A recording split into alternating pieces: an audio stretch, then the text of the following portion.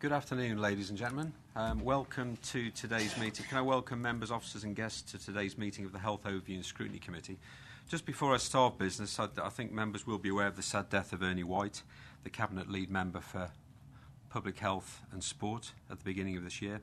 I'd like to take a moment to pay tribute to his excellent work in the role and the support that he gave the Health and Overview and Scrutiny Committee.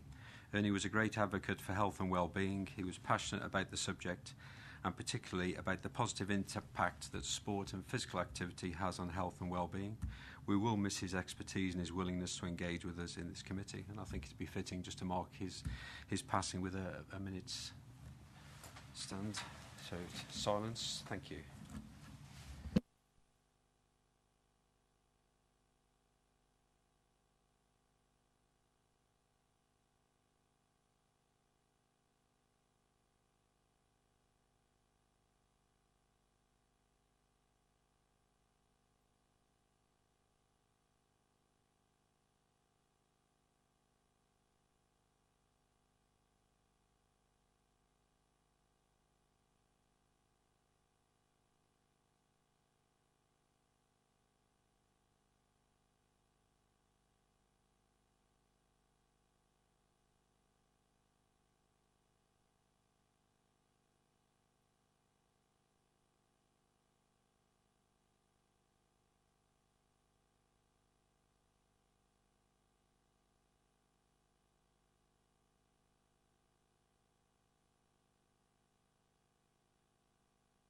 Thank you.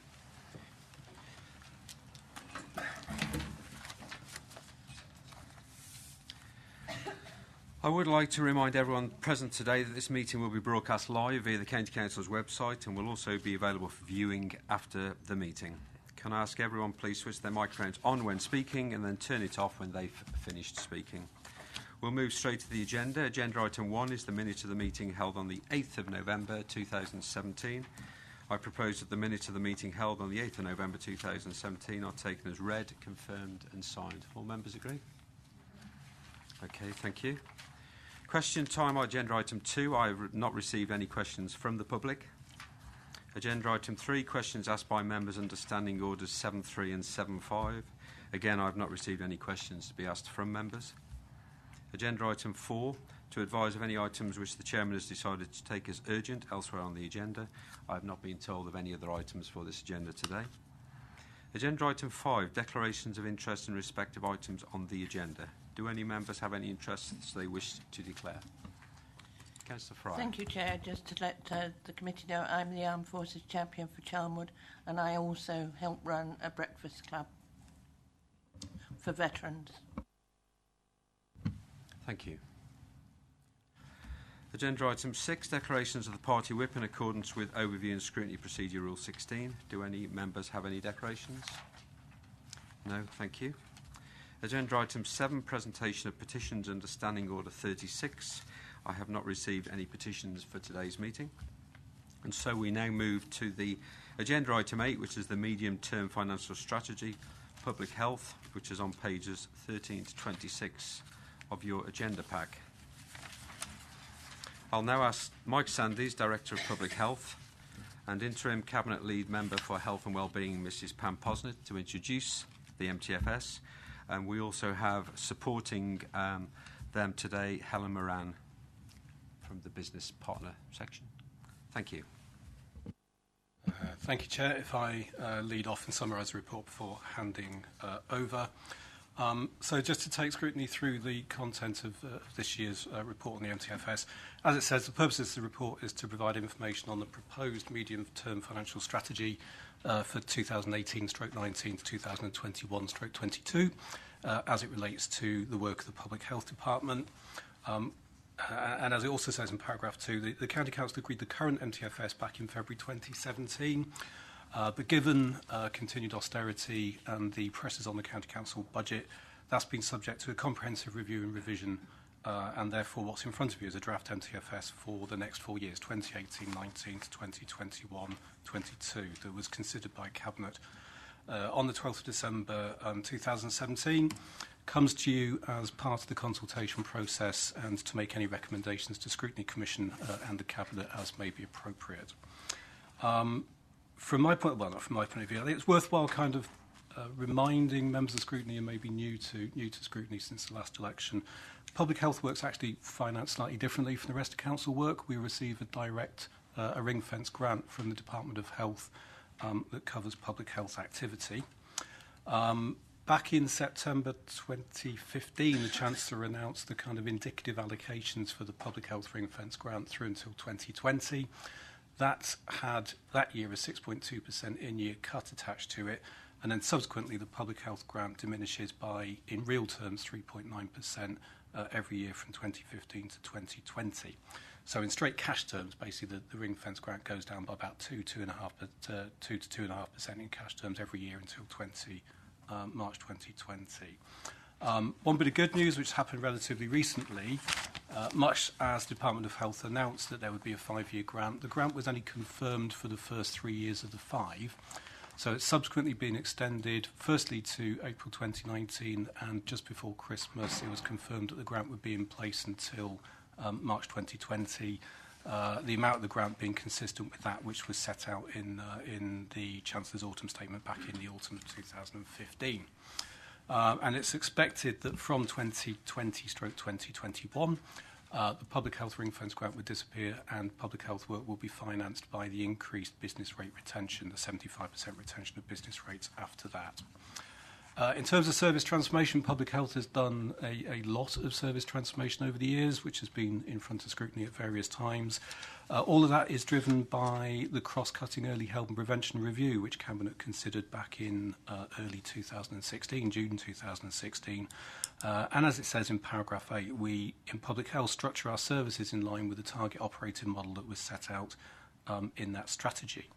I think key to that is not just around redesigning public health services to be as efficient as possible, but a model for early health and prevention where the public health work, in essence, tries to take the pressure off more expensive service in other departments. So when we talk about things like local area coordination, which is held within public health, that clearly has a benefit to stopping admissions into adult social care and increasingly thinking about how it works with the proposed integrated service for children and families as part of the redesign of children early help services. So everything we do is driven by that overarching strategy. Moving on to proposed revenue budgets, I suspect I'll probably ask Helen to comment on paragraph 10 in due course. Do you want to cover that now? Yes, sorry. Hello. Paragraph 10 sets out the proposed revenue budget over the next 4 years, starting with the original budget for that year and any transfers and adjustments that have been agreed. Onto that is added proposed growth, which is set out in Appendix B in more detail, and any savings that are being included, which are also set out in detail in Appendix B. That gives the proposed net budget for each of the 4 years. You'll see that in 2018-19, that is a negative number. So the public health grant will not all be spent in public health department. Some of that is used for preventative spend in other areas of the county council. And then it changes from year to year according to growth and savings, and it's a negative 420,000 by 21-22. All the service budgets are compiled on the basis of no pay or price inflation, but central contingencies are allocated to services as necessary during the year. Okay. Okay, thank you, Helen. Paragraph 13 sets out what we spend our budget on. I shan't comment on the detail other than to point out that 3 service lines, so the combined health visiting and school nursing offer that's children's public health 0 to 19, and then the kind of more expensive treatment end of prevention that's sexual health and substance misuse, so people with both alcohol and drug problems. Those 3 service line accounts for a good 2/3 of the public health budget. Moving on to growth, there's 2 parts of growth in terms of pressure on the budget, one of which, as has been outlined previously, the grant is declining, so in financial terms I suspect that's treated as a growth in the budget. I suppose it's a pressure on the budget, is how I would describe that. And then there's PrEP, and members may have seen a long conversation over the last year or two about who would fund PrEP, this treatment for HIV. If we had had to fund the drug treatment, it would have cost public health about £1 million for Leicestershire. That was finally agreed by NHS England that they would fund the core of that bit. There is still a growth in terms of the through flow into the services, where we pick up additional cost as a result of extra activity generated by that new availability of that drug treatment. So there's a small cost pressure of about £40,000 in the next financial year. Details of savings are set out from paragraphs 22 onwards. This always gets quite confused in my mind, but I'll try and explain it as best I can. So we have had a departmental savings target in the past. Come 2020/2021, we're back to having departmental savings targets as well. For the years in between, we've had savings targets driven by the Early Health and Prevention Review. So that's more than just public health, and the entirety of those savings are put in this paper as I'm the senior responsible officer for delivering those targets. But essentially, the vast majority of the savings, £1.5 million attached to commission services, are largely public health. So we've put both in because it kind of covers both the departmental exposure, I guess, and a broader Early Health and Prevention Review exposure. So as it says there is a savings target of for commission services around prevention of nigh on £500,000 next year, financial year, rising to £1.5 million come 2020/2021. And those are really set out over the course of paragraph 25. Now, much of this was considered by Scrutiny last year because it formed the basis of last year's Scrutiny report. So I won't go into huge amounts of detail, but you can see there where we would expect the commissioned activity to save us money over the course of the next year to 4 years. Just to go through the individual blocks, drug treatment, this is actually not the core public health service. It's a separately commissioned drug service through adult social care, which comes under the remit of the Early Health Prevention Review. I think it's for people who enter into mental health treatment and then it's found that they need direction to substance misuse treatment services. We think by bringing that in as part of the core public health substance misuse treatment offer that we can save around £150,000 a year on a budget of about £400,000 a year by 2020/2021. Sexual health, members will hopefully remember we did a separate paper around the recommissioning of the sexual health service recently, where we believe we can save around £321,000 a year in the service that's currently being recommissioned and will be in place for the 2nd of January 2019. And then the rest of it really is through contractual savings and moving some services to a traded service offer, which is set out on the rest of that paragraph 25. And again, I wouldn't skip over the savings achieved of £494,000 in 2018-19. We have got the detail. I suppose it's to reassure Scrutiny that was fully considered in the last year's Scrutiny paper, and that's more about the work that we've done last year that will then realise those savings in the next financial year. The balance of that £1.5 million savings target is set out in paragraph 26. So much of 25 is nailed down in my mind in terms of the certainty around where that would come from. 26, there are some other contracts which we are currently looking at the scope of or the ability to redesign those services and save money. And they relate to homelessness prevention and then short-term refuge accommodations for victims of domestic violence. I should point out, in terms of paragraph 26, there was a recent consultation, I think the consultation ends very shortly, around changes to the funding for those services. The proposal of which in the consultation document is that the upper tier authorities would receive a ring-fence grant again to provide services in relation to that element of homelessness prevention. So we talk about ongoing work there to redesign that service, but I suspect the scope of that may change depending on the outcome of the government consultation in terms of the future funding of those. And lastly, so that sets out almost kind of what was in the previous MTFS, which will flow through into this year. There are a number of areas that we will look at thinking ahead to 2020/2021. 0 to 19, the combined health visiting and school nursing service, which I mentioned earlier, come 2020, that will be 3 years into a 5-year contract. So at that point, we are able to look at the activity in that service and redesign and renegotiate that contract as appropriate.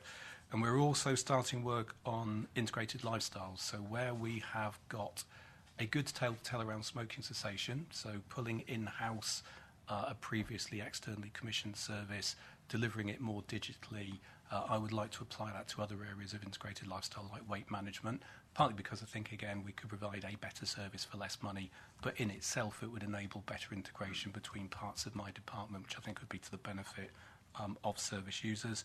And in keeping with other work that we've done recently, again, we're looking at how we might move to traded services for various parts of the schools offer as well.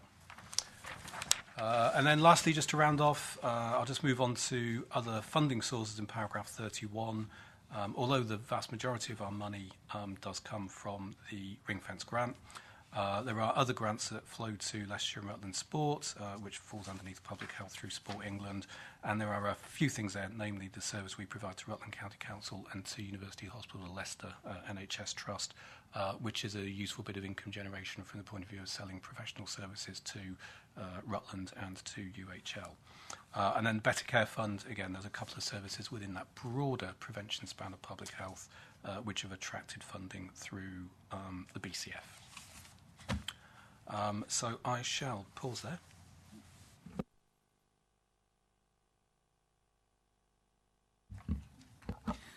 Thank you, Mike. I'm sure you'll all think that that's a very succinct and good MTFS, where we've actually had cabinet reports, we've looked at the money that we've got available, and we've looked how we could probably reconfigure some of the services that we do to still provide the service we want to, but at a lower cost. And I'm sure there'll be a lot more of that going on shortly, which will come to you for you to be able to look at. Thank you for that. I like, Mike, your quote, better services for less money. That's what you're looking at, so I think that was that will ring well with all of us. You do have a sheet of paper in front of you, members of the committee, regarding how best to attack and look at this budget, the MTFS that we're presented with. This assists in the minute preparation for us to bring this back to Scrutiny Commission on Wednesday. So with that in mind, I would ask members, first of all, if you've got questions, hopefully you've all had a good read through the documents that Mike has just overviewed. And bearing in mind the piece of paper that we have been given, could I ask members if you have any questions related to service transformation, proposed revenue budget and other changes and transfers, which is paragraphs 5 through to 17. So if we do it logically, then obviously that does help the any queries that we may raise from a minute generation. So do any members have any questions from 5 through to 17?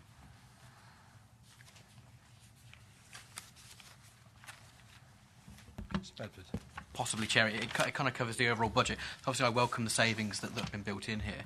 But the question I have is around how we're ensuring that we're going to continue to get the service that we would want to achieve from these contracts. So, for example, what controls have we got in place to make sure that retendered contracts, we are still receiving a good service for a smaller cost base? If you could perhaps elaborate on that. So there's two bits. I suppose there's what we're doing that redesign services to keep the show on the road, and then there's how do we go about managing them. Yep. So I would like to think we've probably used every lever in the book to redesign services to be as efficient as possible. So I talked about smoking cessation in terms of what we've done more radically to bring that in-house and use digital methods of engagement with people to redesign the service. We have pushed for detailed activity data and contract managing data to take essentially where we can within contract variation limits 10% off contracts if we feel they are not as good value as they should be. So much of where I talked about the £494,000 savings that will flow through into this year from those 14 contracts, really that was about looking at activity data, running it through an evidence base of effectiveness as well to give us some sort of prioritisation around what were the most effective services not the most appropriate choice was, but screw some money out of the providers where we could do, to be frank. Equally, we also look at joint commissioning services where it makes appropriate with other authorities, be it Rutland or the City Council in relation to substance misuse and sexual health. So there is a range of things that we've always done with our services to make certain that they are as good a value as possible. And then in terms of managing those contracts, again, we've got robust contract management. We've got a number of contract managers within the department, very well supported by corporate resources through the commissioning support unit, who would enter into robust, regular contract management meetings with decent KPIs set down, and we will hold providers to account if they're not delivering on that. Any further questions, members? Could I just ask one on section... actually, no, it'll come into growth, so I can leave it for that section. Moving on, paragraphs 18 to 21. Any questions from members? The question I had, Mike, was you talked about the PREP, the retroviral drug, and the allocation of 40,000 for this year, rising to 80,000 in 2021. If you find that's insufficient, how will you go about getting the funding that's needed? Where can you go to? That's a good question. The answer is look to yourself to fund that one. Yeah, it would be a cost pressure on the sexual health service, so it would be managed as any cost pressure on the service. So, seek to do that as part of the efficiency within the service. If it was a cost pressure, well, if again, it's the issue with sexual health generally. It's an open access service, so there's a limit to what you can do to manage demand. But obviously, if you've got a pressure on one part of the budget, the answer is it comes out another part of the budget.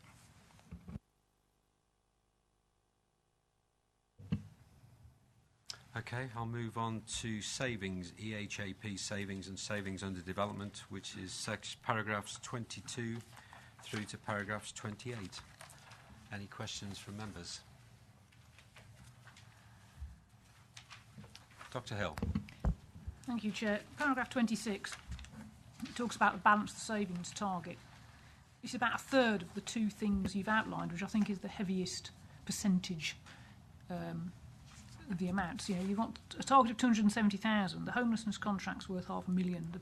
The refuge contract's worth 116,000. Now, admittedly, if they do change the homelessness and we get a ring fence grant, I'm taking they'll do the usual government thing and steal it from somewhere else. So how are we going to play that game, do you think?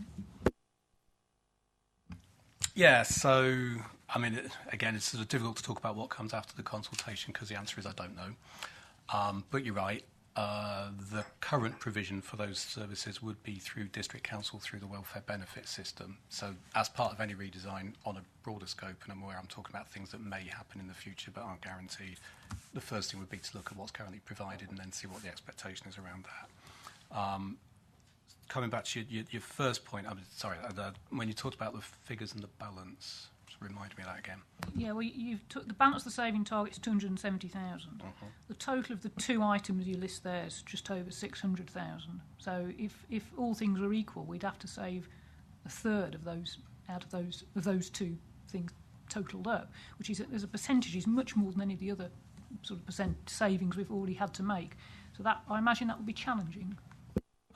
Yeah, it will be, which is why the ring fence grant would be reasonable. There were a number of other things in there which are, you want to call them higher risk, I suppose, in terms of, paragraph 25 is the things that they're not easy, but in some ways we've got a fully worked out plan about how we're going to do them. 26 is the start of the higher risk stuff. There is some extras in there. There's about £50,000 worth of weight management, which was also on the list, which I think I can manage myself. So it's not quite a third in terms of where the balance comes from, but yes, it would be a challenging savings target. Early thoughts around homelessness prevention is, again, in line with the consultation. I think our role would then be more around supporting the needs of those people who are likely to fall into homelessness, likely to be homeless, which comes down to those core issues around substance misuse, mental health, chaotic lifestyles. So it's a challenging target, but it's not as if we're going from here to here. Some of that is then looking around the whole spend on substance misuse and around mental health and seeing what could we do to redesign them going forward. And again, it's in advance of a detailed proposal, which would have to come back to scrutiny. So yes, it's a third off those budgets. Would the impact on a service be a third? Hopefully not, because we are spreading it out across a bigger pot. Councillor Richardson. Sorry, can I just ask how confident we are in our prevention strategies with the misuse, substance misuse and tobacco, etc., all being the main, the highest uses of the service? Prevention more generally or treatment services? You could answer both if you like. Well, I'd have extreme confidence in all parts of what I'm responsible for, he said. The reason for asking is substance misuse, I think, was a good service redesign. That service has been in place now for a year. We did do it jointly, not just with the City Council, but with the Office of the Police and Crime Commissioner and the Probation Service as well. So it's kind of, hopefully, although we've taken substantial money out from that service, it's better joined up and better aligned. There are always challenges in the service, not least of which, from a substance misuse point of view, is the growth in novel psychotic substances, what were legal highs. So spice would be a challenge for any service changing the way it operates. Smoke and cessation service, again, I've talked about it before. I think that's a really good example of actually where we've got some sign that we've taken at least a half out the budget. We're actually turning over more activity than we used to when it was externally commissioned. So from a service provision point of view, I'm sort of reasonably confident with where we're at. In terms of policy and strategies, I think that's one where, understandably, when we came over to the council, the focus was on value for money and on making certain the services was right. Increasingly, I'm looking at the work of the department around things like obesity strategy, food plan, tobacco control work across all partners. And that's always been an area where it's not necessarily been the strongest card for public health, but I'm seeing signs that there's a lot of much better multi-agency working going on that's led by public health, starting with county council colleagues. So, if you asked me last year, I'd have been less certain, but I think our plans around multi-agency working and lifestyle behaviours are beginning to come to fruition.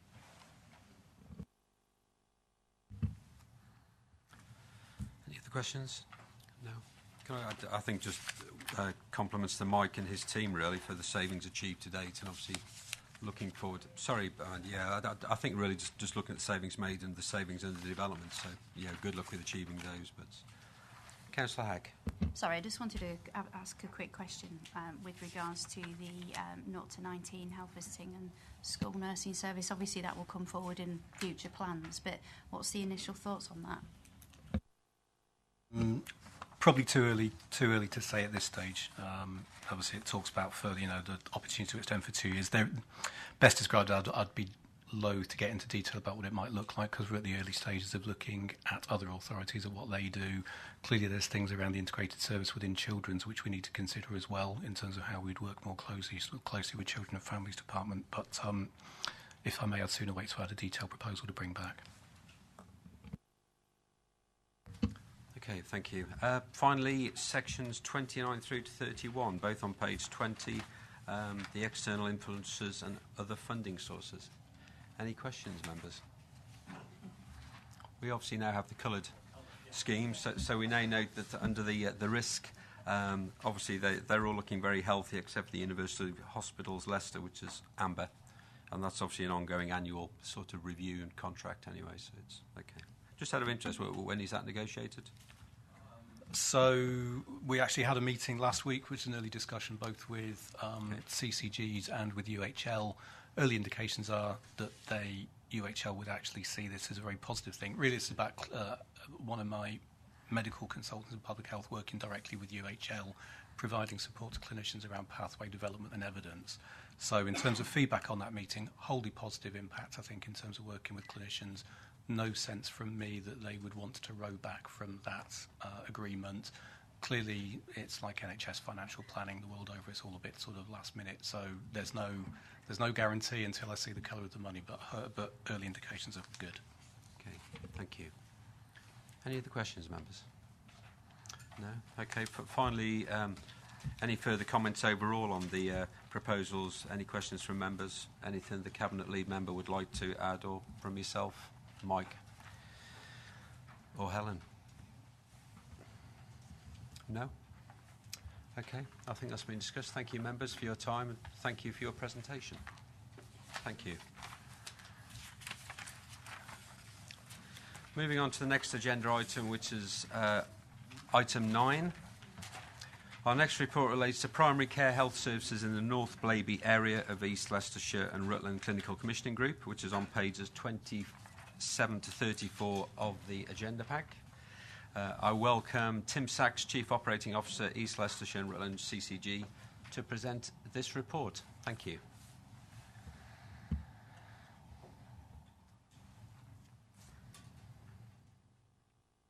Good afternoon, Tim. Good afternoon, Chair. Good afternoon, everyone. Thank you very much for inviting me back. It's very timely to come and talk about this at this particular time. Just a little bit of background, really, on where we are. I came and spoke to you in the autumn after some conversations with colleagues around this table in relation to health services and, more to the point, development of future health services in the North Blaby area. Just for clarity, we haven't got a map in here, but really we're focusing particularly on the Kingsway Surgery, Leicester Forest East, and also the Lubborsthorpe development, and covering Thorpe Astley as well. So that particular area that we are talking about. Within the paper, there's a little bit of background information in there, which I won't go through in great detail because I know it's really taken as read. I think the most important thing is to really run through where we are, what's happened in the interim, the conversations that have taken place. But before I do that, I would just like to thank colleagues from the County Council, colleagues from Blaby District Council, and also for Braunston Town Council. We've had some very positive conversations about what we can do, also some very kind offers of support and a real focus on how we can turn something around here very quickly. And this couldn't have been done without a real joint collaborative working in that sense. So again, last time I came, I went into detail about the key issues at Kingsway Surgery, and we discussed the added number of houses that have been built in that area without an increase in the overall premises at Kingsway, and also that it was really very landlocked and very little could be done in relation to providing further services within that building itself. We also, I'm sure everyone here is aware of the Thorpe Astley Community Centre and the health rooms which were designed and built into that building from 2010, which to date have never been regularly used. So in the interim period, having worked very closely, as I said, with colleagues from councils and with the practice, we will now be having a service in Thorpe Astley. We're not sure exactly of the date yet. We just need to make sure the final arrangements, final work is done, which is taking place. We have the right IT systems and everything has been cross-checked. And there will then be services delivered from that building in the near future. It'll be, I'd like to hope, at the latest by March. Now, it starts off relatively slowly. With 64 appointments per week going up to 128 appointments per week. But there is an aim that that will be a morning and afternoon service every single day of the week within the short to medium term. The rationale for this is twofold. One, as we said, the Kingsway Surgery isn't currently big enough. And what this does is it utilise the estate capacity within the area for the local patients to enable the surgery to be able to provide the range of services necessary across the two buildings. They've been very proactive in relation to bringing in new staff, and this isn't just going to be a weakening of the same number of staff across two sites, but actually having more people in there to enable this service to be provided. So I feel that really, both for the short, medium and long term, this really does support that patient group and make a real difference. So I think that's a really good news story, and one really want to work very closely with colleagues in relation to promoting this to patients, and also it's a kind of positive promotion story as well of the work that's gone on jointly. So that's that particular area just to talk about. Just a little bit onto Forest House Medical Practice and then into Lubborsthorpe. Just to remind people around the table, Forest House Medical Centre has two buildings. It has one Forest House Medical Centre itself, another one at Warren Lane. As I've detailed within the paper here, there is a very real and potential issue with the Forest House Medical Centre itself. Firstly, it's not really fit for purpose in relation to the size of the rooms and the access, and secondly, it is currently under probate, and at any time, if that is then finally agreed, the premises could then be sold, and we would have to be given a 6 to 12 month notice period for that. But there is absolutely nothing we can do, having taken legal advice in relation to that. So obviously we need to look at what the implications would be. Now, at present, more and more of the services across the two sites are being provided in the Warren Lane surgery. Also, it has received, the practice have received funding both from national NHS funding, and Section 106 has been allocated towards that to expand it by at least 4 consulting rooms plus 2 meeting rooms, and then being able to expand the waiting area as well. Now, obviously that isn't perfect in relation to people who are having to travel, and we know that potentially would be an issue and something we need to work very closely with colleagues here on how we can manage that. But it would mean that with that expansion, which has now been signed off, and the business case, final business case, is coming to the CCG's committee week after next, to then actually start pushing that forward. So it will ensure that there is space for people to be seen, but again, there will be an element in relation to travel potentially. Just on a final note, in relation to Lubbersthorpe, having worked very closely with colleagues to work out what the implications would be, what we now know is that a brand new health centre would be built. There is a site that has already been ring-fenced for that. That would be fully funded by developers. The size, the exact size of it, the design of it, is something that we are now going to start working with NHS England in relation to the development of that, because we now know exactly the number of houses that need to be built before we can start building it, and the number of houses that have to have been built before it can be opened, which is just short of 1,000 homes before that can happen. And obviously want to work with practices locally to make sure that we have one of those local practices who will be able to provide the service out of that building, and make sure that there are appropriate numbers of doctors, nurses, etc., to ensure that those services are there for patients. So that planning is ongoing. It will be a number of years yet. We believe somewhere between 5 to 7 before anything would be open. However, the planning needs to take place now, as we know that if we don't do it in advance, then it could delay that, and that wouldn't be acceptable for local residents. So that's, in brief, my update, and very, very happy to take any questions specifically on this. Thank you. Thank you, Tim. Councillor Richardson. Thank you, Tim. I'd just like to say how it's great that it's been looked at holistically in the area, and that the collaborative working across the board has been great in trying to find the best solution for people in that area. So, thank you. Councillor Hack. Apologies, Chair. I just realised as we go through the paper, I probably should have declared an interest as a patient of Kingsway Surgery. Yeah, thank you. Thank you, Chair. Just on page 31 under paragraph 26, just a bit about care homes and the increased demand that puts on doctor surgery. At the health briefing that we had here sort of towards the end of last year, we were told that the ideal scenario is that there's one care home to one GP practice. That doesn't seem to be happening here. Are you able to give any more information about that, please? The one care home, one practice is specifically about not having multiple practices looking after an individual care home. So we do have examples across the county where there are 3 or 4 practices, all of whom look after patients within a care home. When that takes place, there is often duplication and a lot of wasted time, and have known, for example, in one care home having 4 different doctors from 4 practices all in the car park at the same time before seeing patients. So in this sense, we've got the opposite. We've got 8 or 9 care homes with only one practice looking after all of them. And the problem with that is the number of patients. In the case of Forest House, there are over 220 patients that they are looking after from care homes.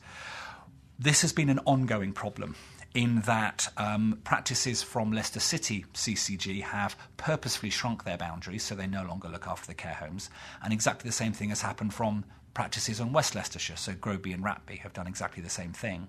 So what we actually are left with was one practice, who are the only practice with the boundaries that cover those individual care homes, which creates huge pressures on them. Particularly seeing as these are not just residential homes, they are nursing homes, and some of them looking after some of the most sick patients on continuing healthcare placements. So they have increased pressures.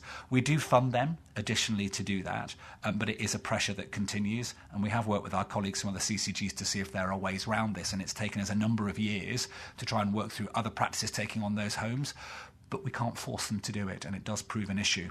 And that is why there are the additional pressures there. So it is a long-going problem, and one that so far we haven't been able to resolve with other practices looking after those patients.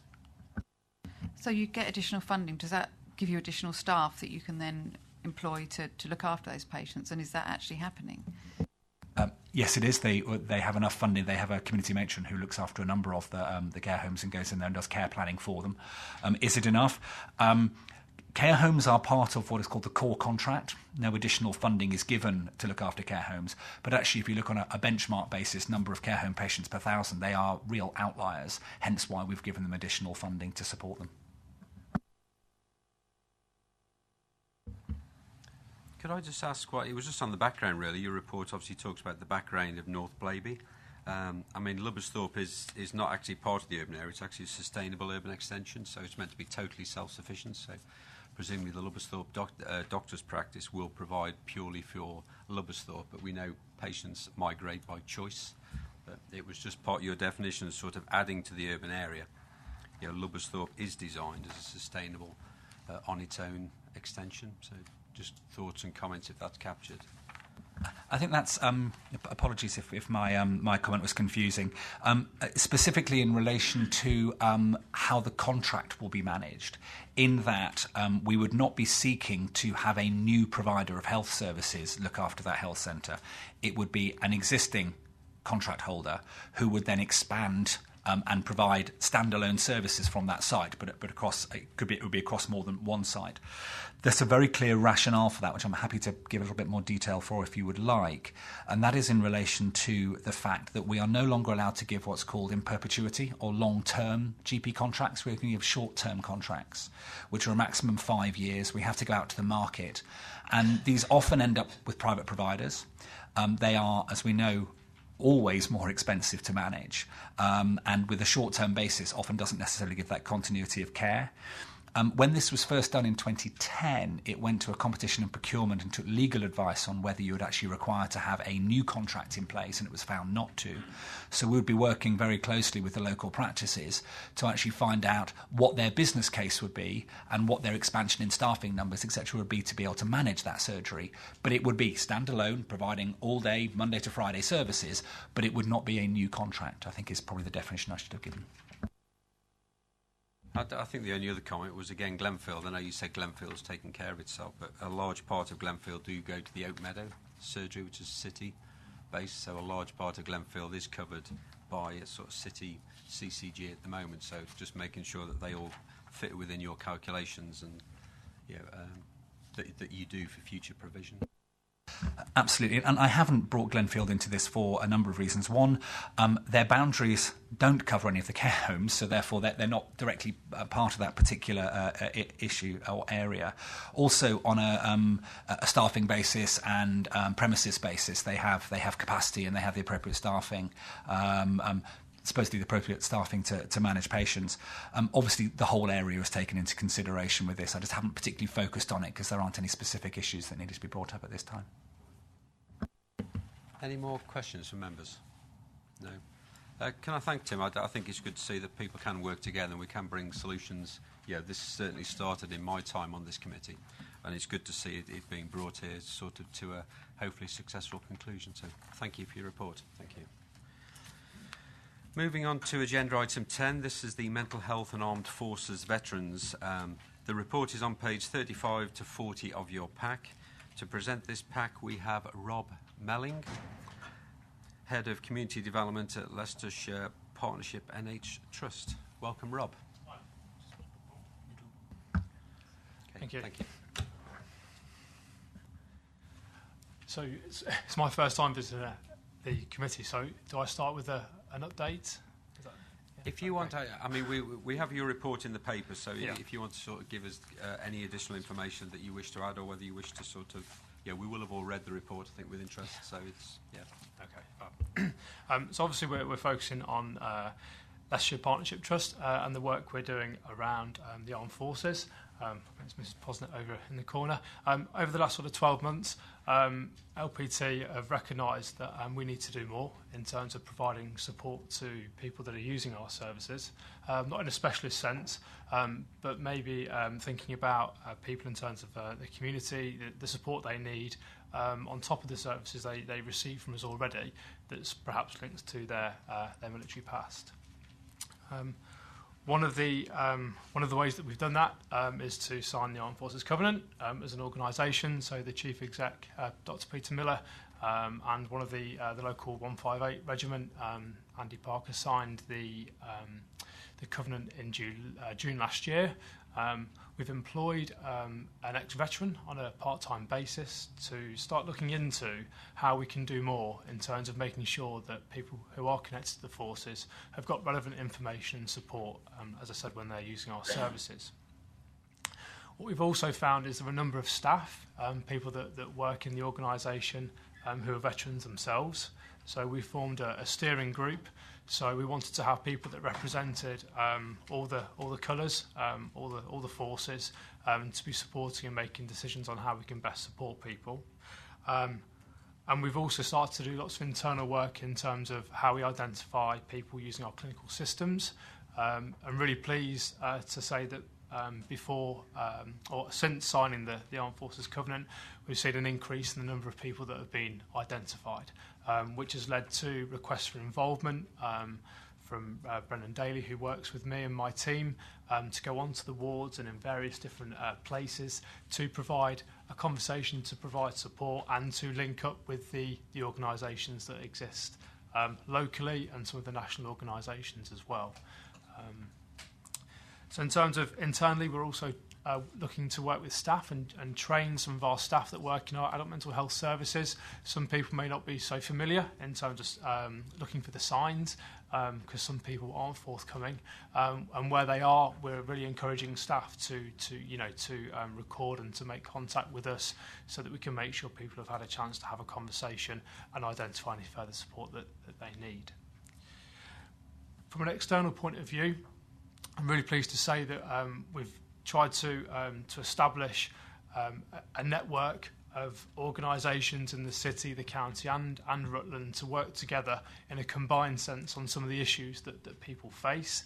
I'm really pleased to say that all of the councils are part of the operational network, as well as the UHL, LPT and many of the organisations that are out there who have come together to basically define an action plan in terms of the things that we can work jointly on to make sure that there's a consistent message out there for people who require support.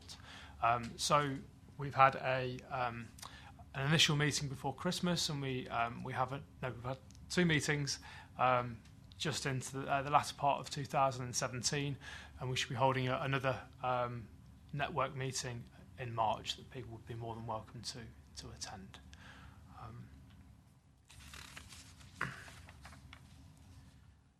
In terms of who are we working with, we're trying to make sure that there's a good connection between the places that local people will go to in terms of access. So we're trying to work and ensure that the GP practices are working alongside our services where possible, so we can provide links and ways of people getting support when they need it. So that's something that we're trying to build on as we speak.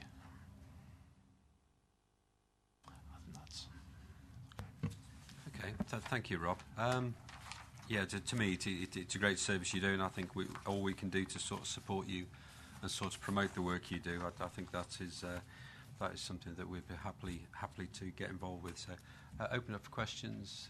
Councillor Bedford. I think you just touched on my question at the very end when you mentioned about the kind of being involved in GP surgeries, but a broader question was around how you ensure kind of joined up working with the different services. So obviously, the homelessness, substance abuse, all those different issues kind of connected together. How do you ensure that takes place? Okay, so initially that was the purpose of the Armed Forces Network, was to ensure that we could have a place that all those various organisations, the people who represent those services can come together to identify the issues and think about how we can collectively start to join up some of the work that's going on there. So, for example, the RBL recently, there's a Veterans Gateway, for example, which is a place where people can go online and identify local services where they can receive support. And so we noticed that in Leicester, actually, our Veterans Gateway perhaps wasn't offering all the information that we had on offer to us from all the organisations. So that's one area that we're looking to make sure we work together to have that information up to date and accessible. slightly different question. Was around. I recently read a report about one of the London boroughs where some ex-servicemen went to the local authority for some assistance, and their local authority signed up to the Armed Forces Covenant, but they were advising former servicemen that actually they weren't signed up to it, and therefore they weren't eligible for perhaps the support they would have received. What do we do to ensure that that signing up to this is being communicated to the broader public and to members of the armed forces? Okay, so I guess speaking on behalf of Leicestershire Partnership Trust in terms of what we're trying to do, we're trying to ensure that the information is readily available and accessible to people. So actually one of the ways we're doing that is trying to make it more obvious in terms of being able to put signage and information around the trust in order for people to notice and identify where they can get support from the trust. So in terms of the message, we're trying to make sure that it's visible and that our staff in particular are having conversations and asking people in terms of getting the support.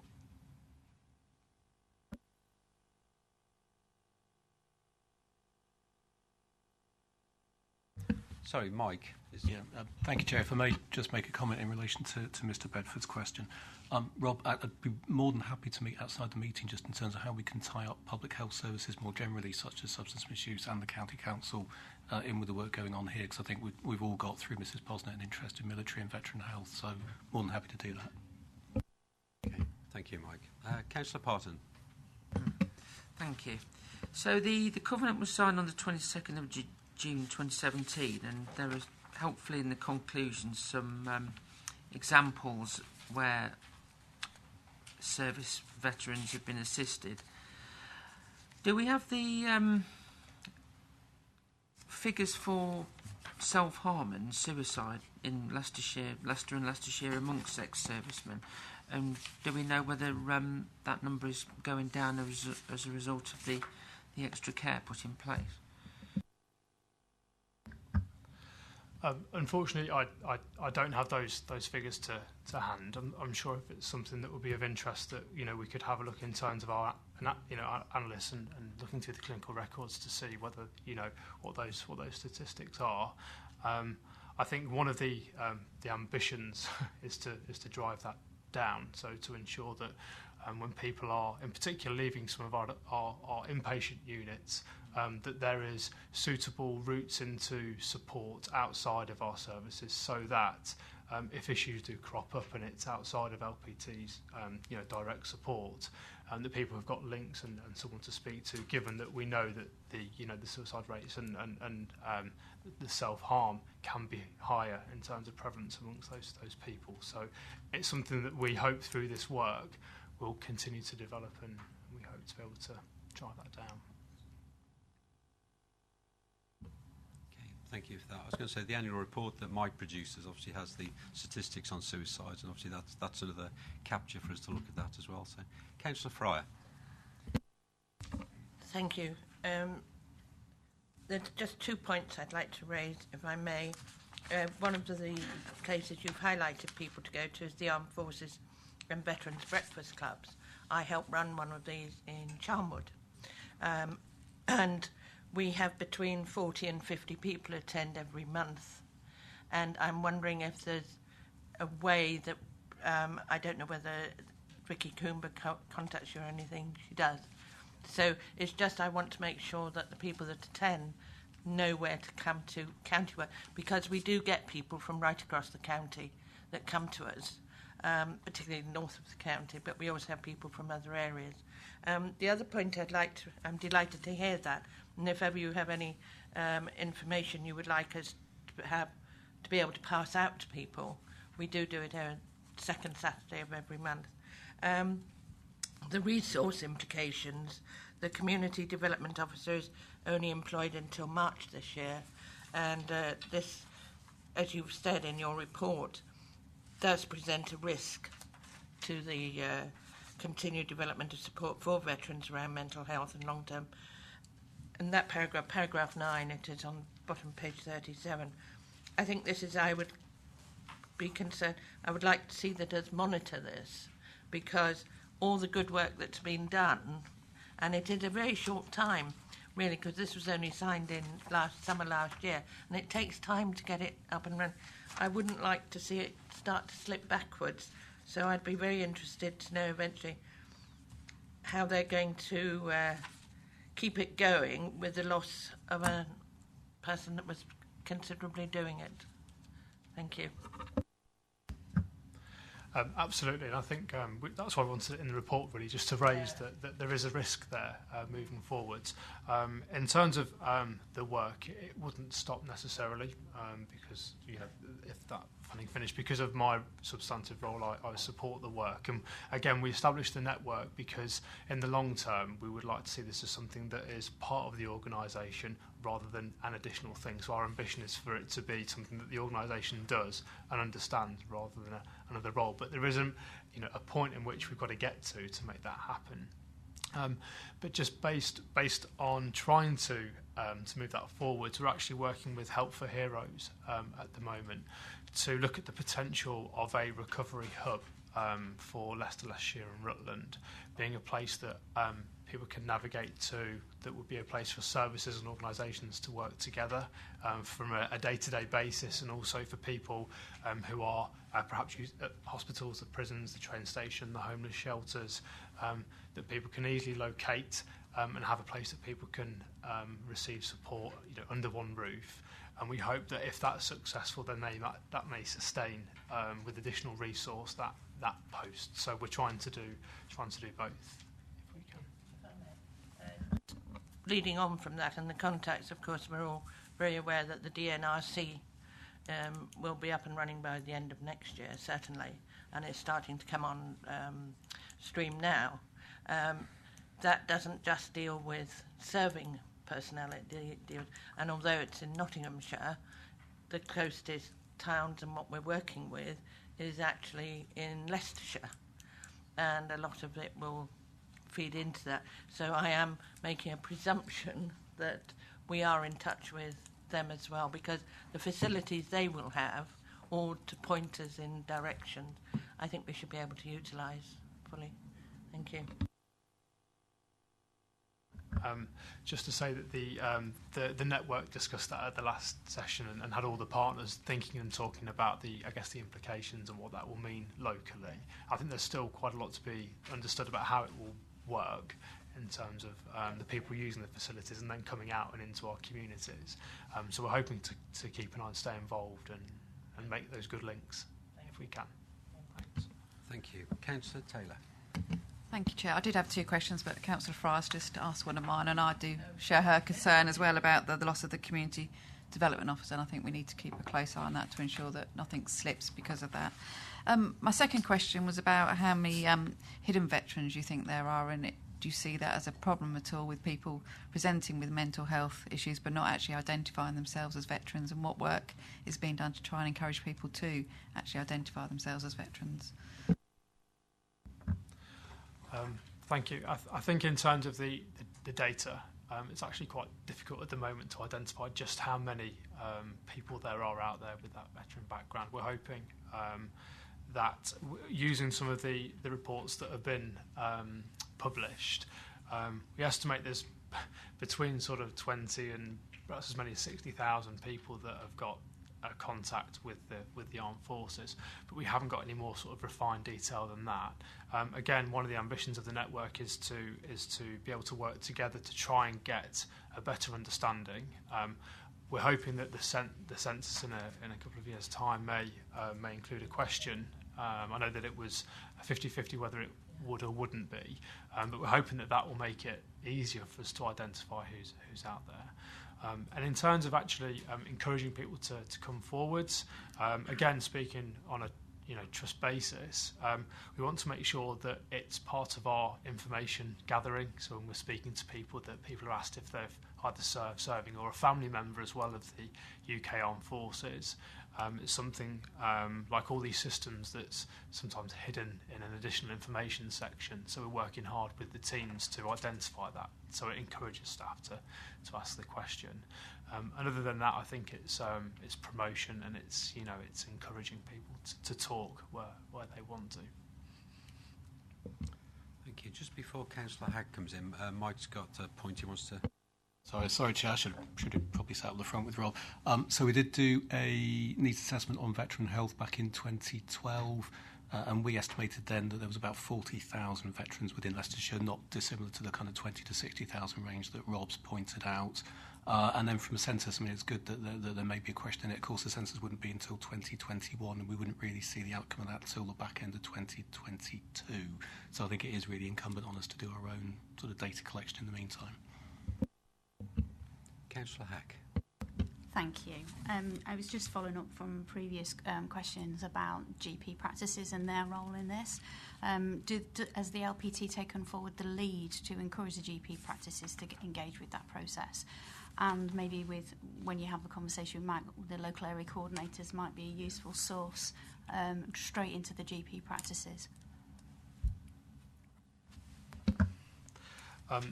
So we're trying to do as much as we possibly can in terms of the resource that we have. It's definitely the intention when we've been to other areas where they've had a really strong GP presence in terms of support and even other staff within the surgery trained and able to identify. They've seen real gains. So we'd like to do that. We do have representation on the group, and we have the CCGs in the room. We need to do more. There's training that we need people to do. In terms of the local area coordinators, we work with Simon Dolby and the team. So it's an area, yes, that we're getting information and trying to work together on that front. Thank you. Okay, I think your point on recent developments, the work bringing together the network for statutory, charitable, voluntary and community-based organisations who will deliver support. The now named Civil and Military Partnership Board, chaired by the Vice Lord Lieutenant Colonel Murray Colville. I think that's in good hands there. I think he's, like Rick is passionate about Health Watch, I think Murray is passionate about anything armed services, and I think that will do a good job. So hopefully that will assist if it's now formed, and hopefully that will bring matters as well forward. So, any further questions? No. Okay. Rob, can I thank you for your presentation and your report? I think it was very well received, and please do keep up the good work, and by all means feel free to come back again and give us more updates. So, thank you. Finally, on to agenda item 11. We have a health performance update, which is on page 41 to 56 of your pack.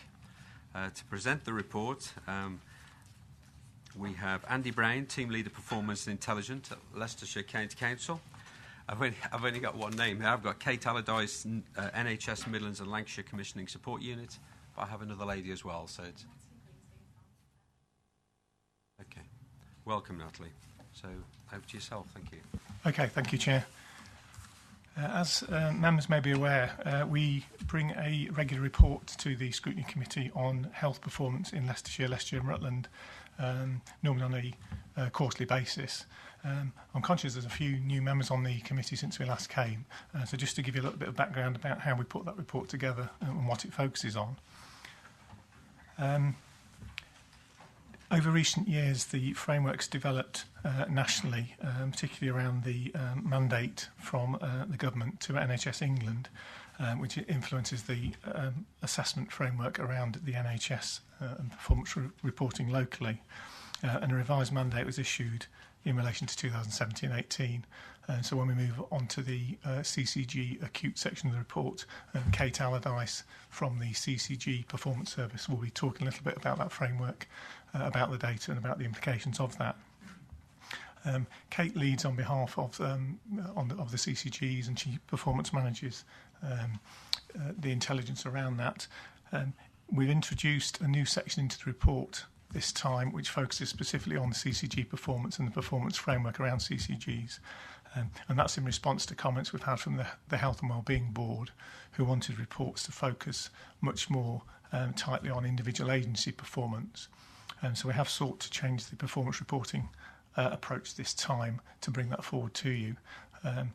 We haven't included so much around individual providers such as UHL and LPT and mental health this time, on the basis that will be coming forward in separate reports to future meetings. So it is a slightly different report this time, but we are very keen to make sure that this reflects the information the committee wants. So if there are any comments from members about wanting further information in here, we're certainly happy to look at that moving forwards. But we are conscious that there can be a lot of data in here, so it's getting that balance for the committee. And so there have been some changes around this. The overall framework is governed very much by the Public Health Outcomes Framework, the Adult Social Care Outcomes Framework, changes in the CCG performance reporting regime, as I mentioned, and also some changes around the Better Care Fund performance reporting. So there is a constant change in how these metrics operate and the different targets that apply within them. So I hope the report covers some of the implications of these and takes you through them in a bit more detail. So moving on to the actual metrics within the report, the Better Care Fund, you may be aware that the performance framework reduced from 6 metrics and targets to 4 when the guidance came out last summer. And there are also changes introduced around the targets that are set in that framework. The County Council and partners submitted a new BCF plan in September 2017, attempting to comply with that framework with the revised targets in there. And we had a particular requirement within that framework from the NHS around the delayed transfers of care metric. So whereas the local area had agreed a trajectory for improvement on that area of work, there was a national target that was required of us, and the Cabinet was required to accept that national metric rather than the local one that was hoped for. So paragraphs 8 onwards in the report to look at the latest data around delayed transfers of care, and this is the data from November, which is the critical period that was required in terms of the national target that was given to us. So in terms of the data that came out in November, some mixed news within that, some quite good news in terms of adult social care performance overall and delays caused by adult social care. There was a local target, a national target that was given to us around adult social care performance of 1.33 days delayed per 100,000 population, and the figures that came out in November actually came out at 1.2 days, so that's within the target performance. And also joint delays, the figure came out at 0.99 as opposed to the national target of 1.73. But the overall target of 6.84 days wasn't achieved. The local system performance was 8 days overall, and that's partly due to the pressures within the community health and LPT side of the system. But there were improvements overall in November from the October picture and from some of the positions last year. So there are some positives within there, but nationally, the overall national target wasn't achieved. That is similar to quite a range of other areas in the country. We are looking at all the regional figures and all the national figures, and Leicestershire has done well overall within that and has achieved the overall national target of 9.4 days. So quite a complex picture, and I'd say a mixed picture, but also an area of continued focus in the system. So there's regular weekly reports, monthly reports, conference calls on a twice a week basis, and a real focus on this area that has seen some improvement, and a variety of action plans and actions listed in paragraphs 12 to 17 of the report. So I won't go through the details on that, but happy to sort of take some questions later on. The other 3 elements of the BCF reporting are non-elective admissions, ragged as red in the report this time around, 66,000 forecast admissions against a target of 60,000. So over the last few years, Leicestershire has been running hot in terms of admissions to the hospital over and above the funded placements in the system by the CCGs, and that continues to be the case through the latest data. The 2 adult social care metrics within the BCF framework in terms of admissions to older people's care, residential and nursing care settings, been generally good performance on this metric for the last 2 or 3 years.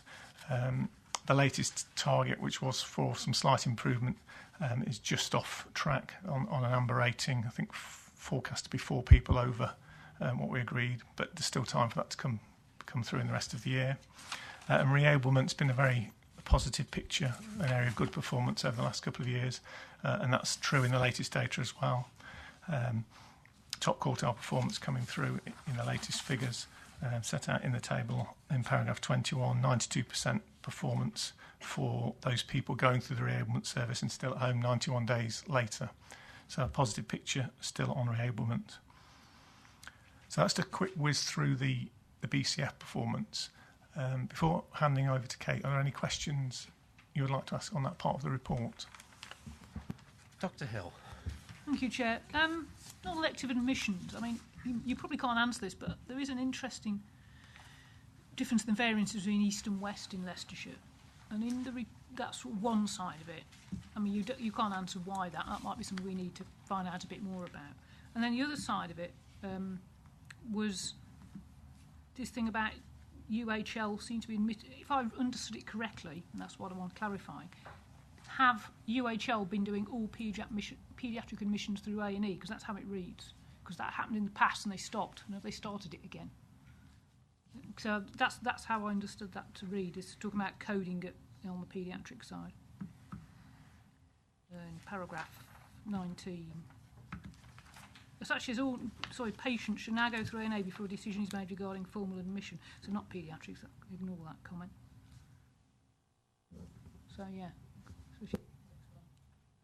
Yes, I think there are some questions around how this is coded, and I think that this has been the case a little while around emergency admissions, where they are constantly sort of changing the pathways and how people go through the system, which does make it difficult to get a consistent sort of picture on this indicator.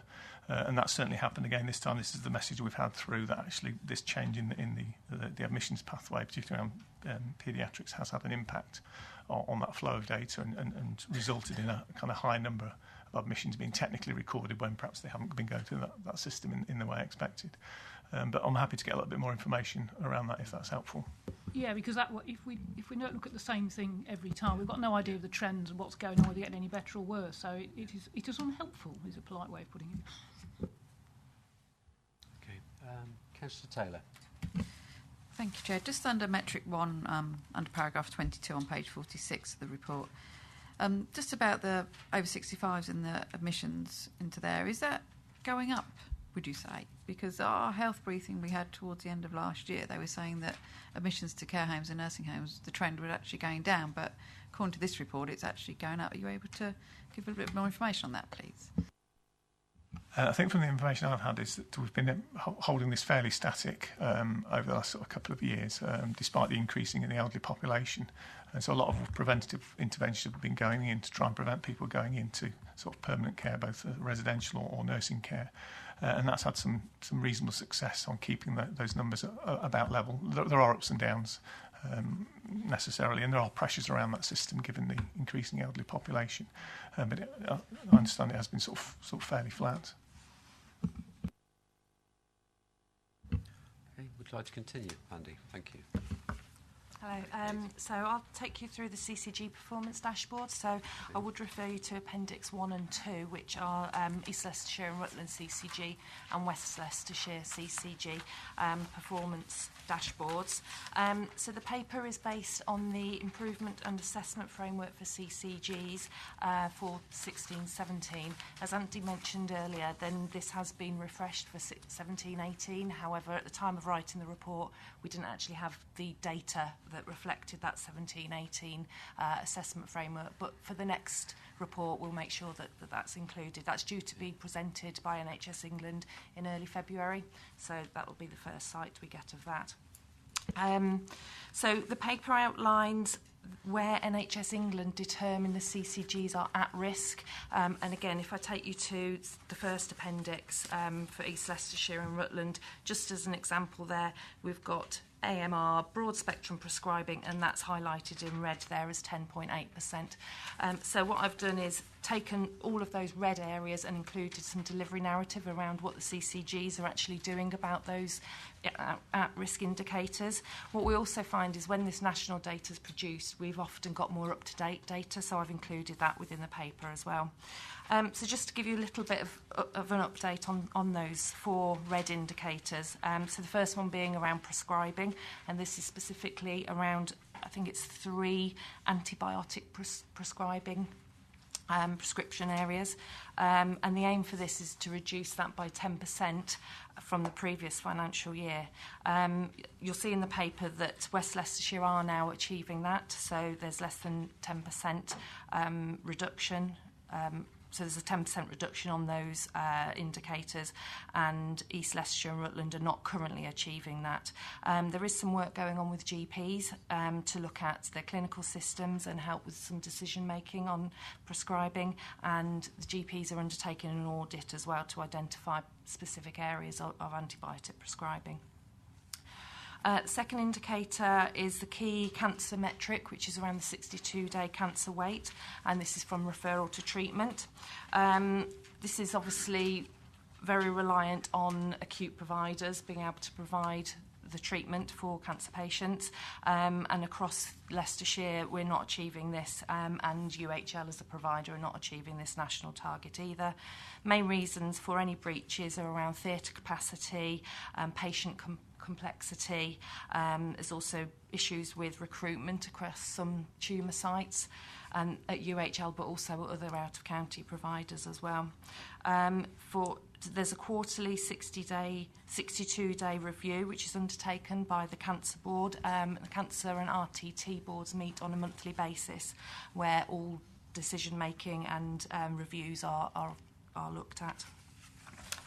The next indicator is A&E.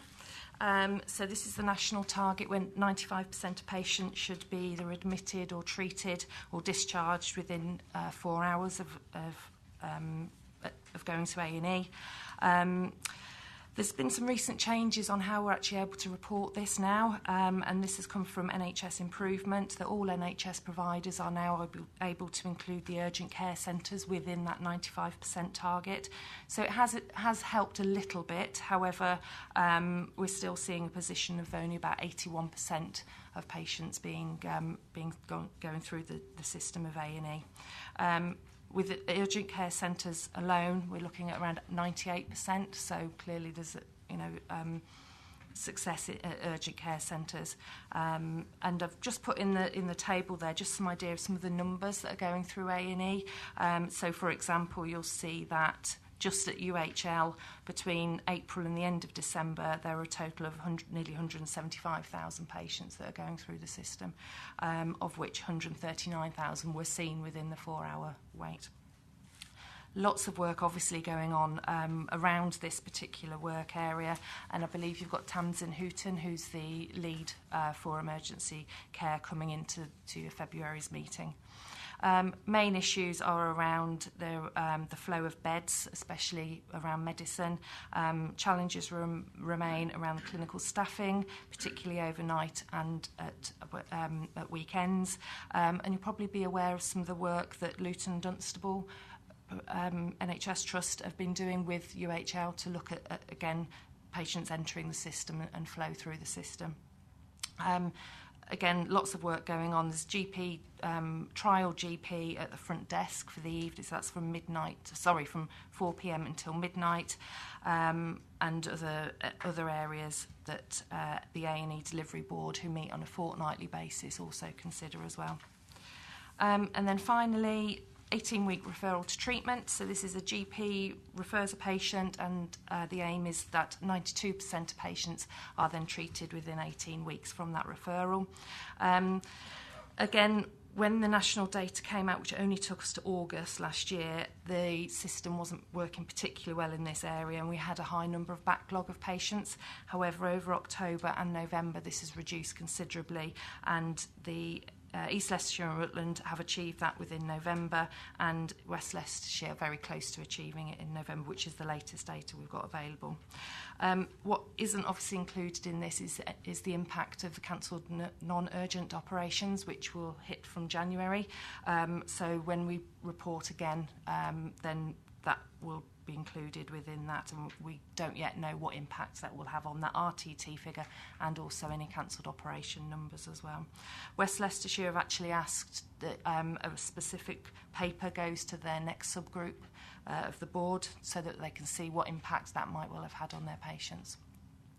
So that's my section done. Shall I take questions now and then hand over to Natalie?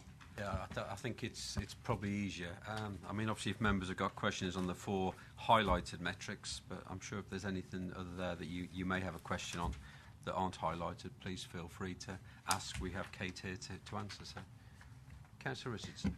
Thank you. Can you just explain why some of the data is years old and yet some is up to date? Because it's that can distort the figures. Yeah, that's fine. Some of the indicators are only produced annually, so that's why some of the data will be old. I mean, is there an example you've got? So 2014?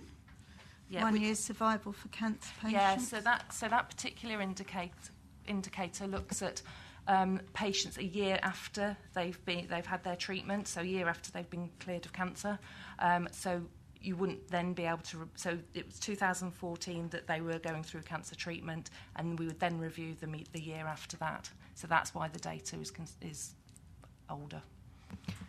Can I come out? Does that not carry on, though, for new patients? So for the next year you'd have... So why are we still on 2014? And there's lots of 2015s down here as well. Yeah, again, the data will be updated yearly. So quite a lot of data comes out in the summer. So we may well see the 2015 data for that particular indicator come out afterwards. Yeah, we're in 2000. We've just come out of 2017 going into 2018. So it's more than a year since those figures were produced. Yeah, and then the data needs to go through the system and be produced by the NHS. So I agree, there is a delay. It's specific to whichever indicator we're looking at. I can send you some further details if that would be helpful. It's not much point having the data if it's going to take that long to sort. You're actually past the point of where you took the data from, so it sort of negates the data a little bit, I think. Mike, you're dying to come in here. It's as good a data as we've got, and I think Kate's point is valid. So 2014-15, these were cases that were diagnosed in 2014-15. You've then got to wait 12 months to see if they're still alive at the end of that, so that takes us to April 2016, and then it does then take another year for it to go into the database. So there's always a timeline for things like this. Teenage pregnancy is another one where you've then got to wait from conception to birth to see how they then get on. So at least you can track them over time, accepting that we've got to wait a while for health outcomes to show. Sorry, I'm going to be a real pain, but neonatal mortality and stillbirths, you would expect to know that at the time, and that's still showing 2015. I'd just echo what Mike said. It's the year after the data's collected, so it will have happened during 2015. We'll then get a data collection during 2016, and then produced in 2017. It's national data. I'm going to leave it there, but I do find that it's ridiculous that we take so much time in getting this data, and yet by the time you get the data, it can be out of date. I'm sure Mike and his officers and everyone there feels the same. And I'm sure Natalie's probably nervously looking at her Appendix 3 with some of the time periods that Natalie is going to talk about. So, in which case, I think we'll move on. If I may, sorry, Dr. Hill. Pity Terry Iron isn't here because she'd be incensed by the fact that access to IAPT, which is psychological therapy, is both CCGs are pretty well bottom in the country, which is appalling. Bearing in mind we're just talking about armed forces, veteran stuff, and giving people psychological help, but access to it, the recovery rate once they get on it is pretty good, but getting to it seems to be particularly dire, and that's something we're going to have to moan about when LPT are next here in that capacity, I think, Chair. Thank you. Natalie. So I'm going to talk you through the public health outcomes performance of Appendix 3. So this sets out the current performance against a range of outcomes set in the performance framework for public health.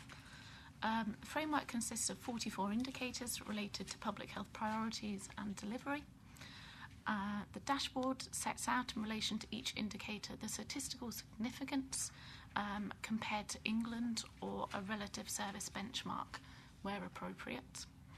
A RAG rating of green shows that the performance is better than the England value, and red is worse than the England value. So the analysis shows that of the comparable indicators, 16 are green for Leicestershire, 14 are amber and 3 are red. 11 indicators are not suitable for comparison or have no national data available. Of the 16 green indicators, under 18 conceptions, new sexually transmitted infections and smoking status at time of delivery have shown significant improvement over the last few years. Of the 14 indicators that are amber, chlamydia detection rate has shown significant improvement, where there's been no significant changes for children with excess weight in 4 to 5-year-olds, and successful completion of drug treatments for non-opiate users. Successful completion of drug treatment for opiate users has shown a worsening performance over the past year. As I said, there's 3 indicators which are rated red.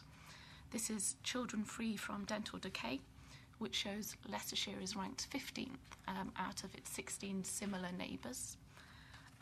The take-up of NHS health checks, which is ranked 12th out of its 16 similar neighbours, and recorded diabetes, which is ranked 9th out of its 16 similar neighbours. And further work is underway to progress improvements across a range of indicator areas. There's 2 indicators in the dashboard which has no data presented. This is HIV late diagnosis for 2014 to 16 due to disclosure issues because of small numbers, and breastfeeding prevalence at 6 to 8 weeks for 2015-16 as the data quality was not deemed good enough to pass the national standards. Quit Ready and First Contact Plus are local services, so no national data is presented for this. Happy to take any questions. I'm sure members will be sort of frustrated probably with the 3 red indicators, obviously showing Leicestershire poorly ranked there, and it's what we can do to try and improve on that. That's I think the children free from dental decay, take-up of NHS health checks are something that we should be doing more. So, Mike, any thoughts, ideas? I was going to say it's unfair because all other organisations, you know the performance and call them back, and of course because I'm here you get to get an instant response. In short, so diabetes is always an interesting one. I flagged this in my annual report from 2016. We did look into this, and Natalie, feel free to chip in. Because it's recorded diabetes, there always that one around, is it because there's more diabetes or is it because GPs in Leicestershire are better at picking it up and sticking it on the registers? So a red indicator, it sounds a bit not quite right, but it's not necessarily a bad thing. So on behalf of GP, that's more of a GP issue, but we might actually let them off on that one. Mike, can I just chip in there? Sorry. It's also accrued rates, which means it hasn't been standardised for age.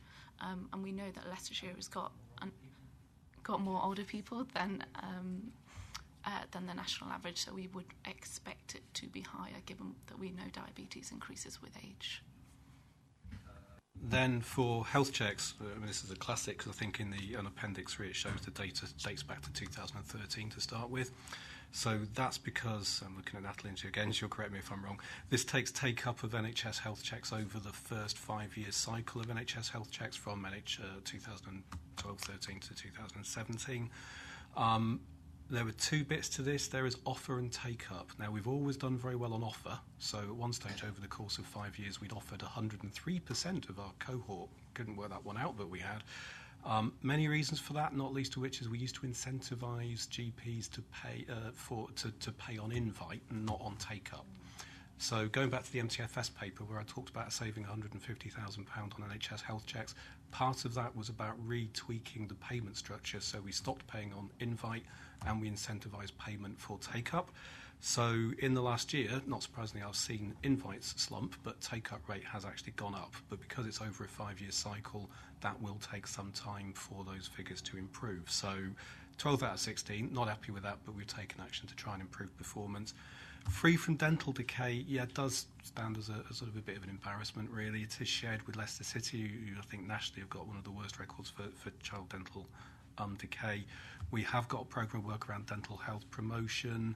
In absolute terms, the figures from last year were better. In relative terms, compared to the East Midlands, they were better as well. But we've not made inroads against our SIP for statistical neighbours, so there is a piece of work there that I think we need to redouble our efforts alongside.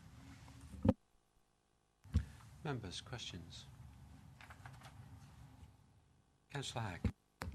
I think it's a real shame, knowing that dental decay is such a concern, that we don't have the 6 to 8 week indication of breastfeeding, because obviously, there is a transition of milk in bottles to juice in bottles, and that can cause a real problem on first teeth, can't they? So it's a shame that we can't correlate those two stats, as well as the 4 to 5 obesity rates as well.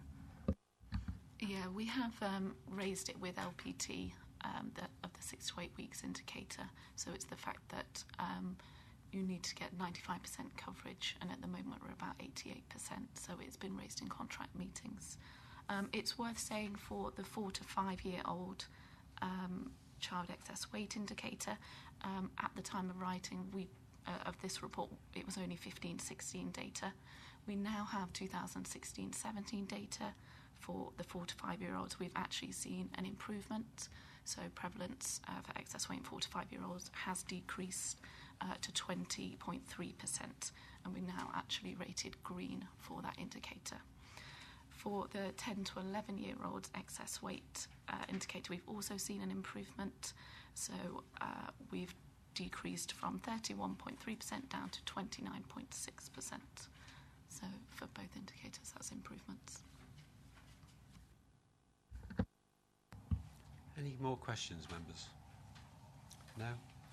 Okay. Can I just make sure the officers taking the minutes? There was obviously a comment in your report regarding the Luton and Dunstable support recommendations for UHL, so I'd be interested if we can make sure that Tamsin brings those along as to what they were advising and what they've done and how it's helped, because I haven't seen that before. So can I just thank Andy, Kate and Natalie for, I think, an interesting presentation. I think our frustration with the data is obviously known, but I'm sure it's just as more frustrating for yourself that you can't get real-time information and present, and you have to wait that cycle of sort of completion. So, but no, thank you very much for your report. So, thank you for your attendance.